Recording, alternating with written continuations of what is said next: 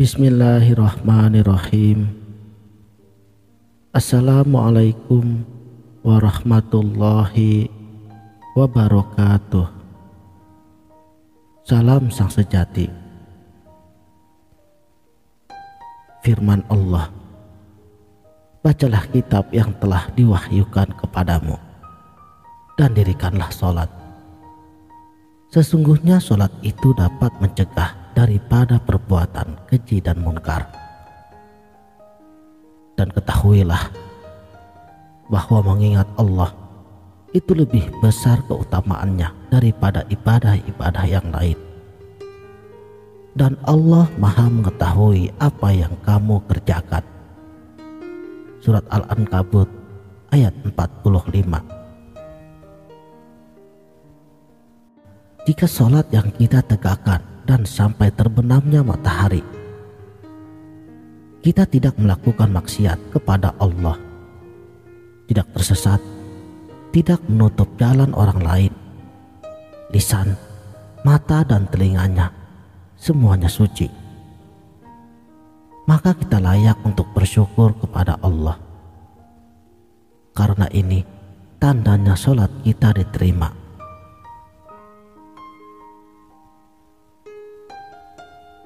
Dari sini dapatlah kita pahami bahwa ukuran daripada ibadah sholat diterima ataupun tidaknya apabila tingkah laku daripada perbuatan kita semakin baik daripada sebelumnya.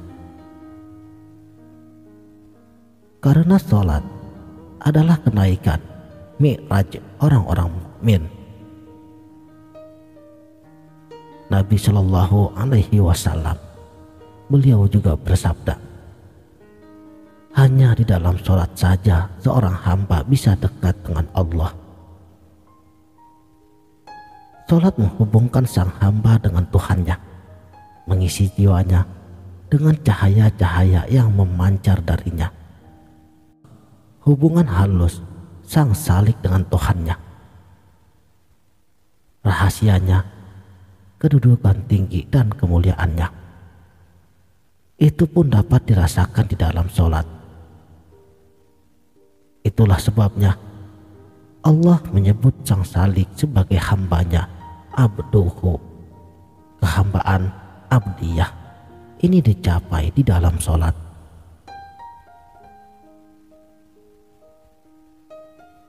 Memang tidak mudah, tetapi bukan berarti tidak mungkin. Karena semua ini terhubung dengan ibadahnya hati yang tulus ikhlas, yaitu hati yang selalu terkoneksi dengan Allah, hati yang tidak pernah terputus selalu mengingatnya, bukan hanya pada saat mengerjakan ibadah sholat 5 waktu,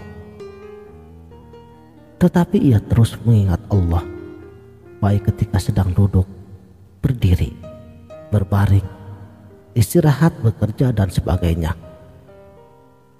sehingga memungkinkan bagi Allah untuk terus mengirim sinyal-sinyal malakutnya, petunjuk-petunjuk laduniah tentang baik dan buruk, benar dan salah, tentang segala sesuatunya.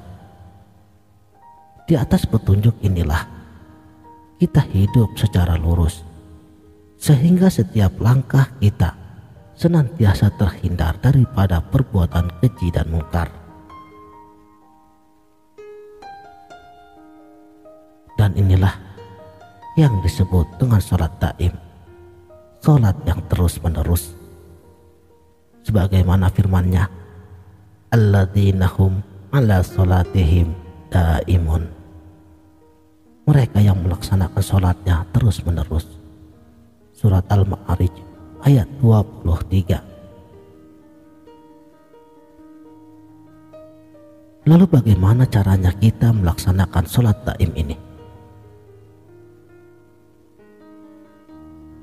Sebelum kita memahami sholat daim, ada baiknya kita memahami apa sebenarnya daripada arti kata sholat. Arti daripada sholat adalah mengingat-ingat Allah, zikrullah, di waktu duduk, berdiri dan melakukan aktivitas dalam kehidupan ini. Sedangkan kata daib itu memiliki arti yang terus-menerus, atau dapat juga diartikan tak pernah terputus.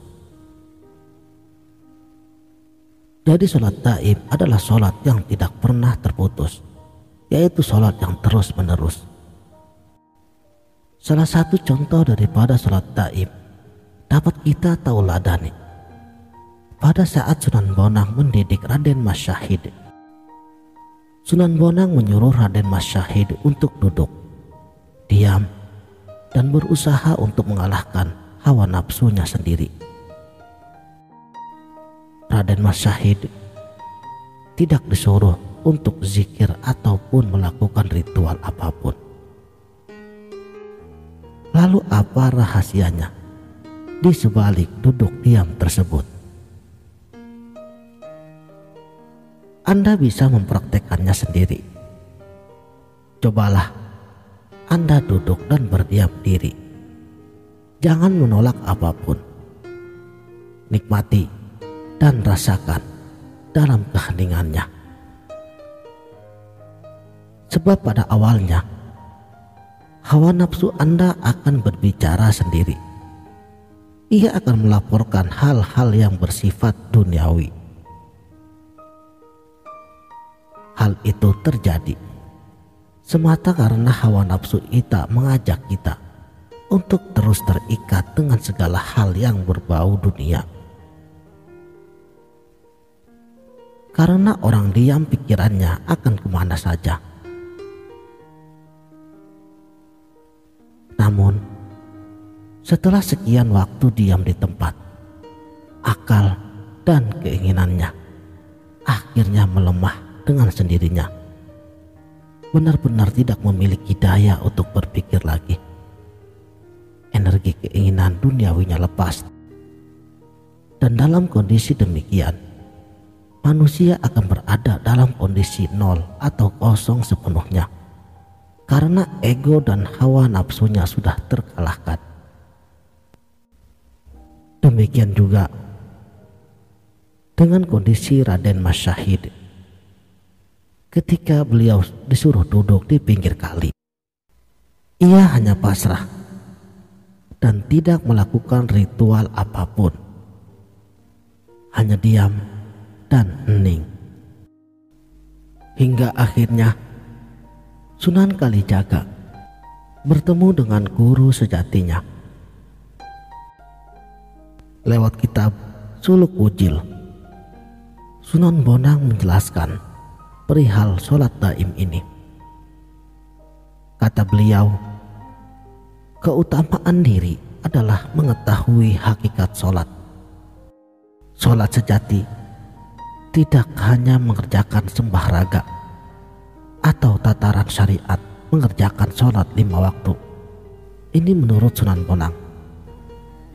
Sholat sejati adalah sholat daim, yaitu bersatunya semua indera dan tubuh kita untuk selalu memujinya dengan kalimat penyaksian bahwa yang suci di dunia ini hanya Tuhan. Berbakti yang utama tidak mengenal waktu. Semua tingkah lakunya itulah menyembah. Diamnya, bicaranya, dan semua gerak tubuhnya merupakan kegiatan ibadah. Itulah niat yang sejati, pujian yang tidak pernah berakhir. Sekianlah, mudah-mudahan video ini dapat bermanfaat. Wabillahi taufik wal hidayah. Wassalamualaikum warahmatullahi wabarakatuh.